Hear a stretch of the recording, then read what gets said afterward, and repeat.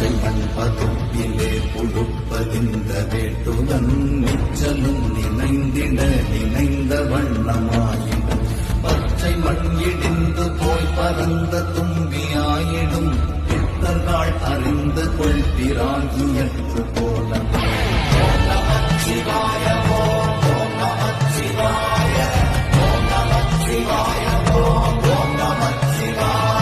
தும்பியான குளவியானது ஈரமான மண்ணை கொண்டு அழகிய கூடு கட்டி உணர்வுள்ள புழுவை வேட்டையாடி கொண்டு வந்து அடைக்கும்.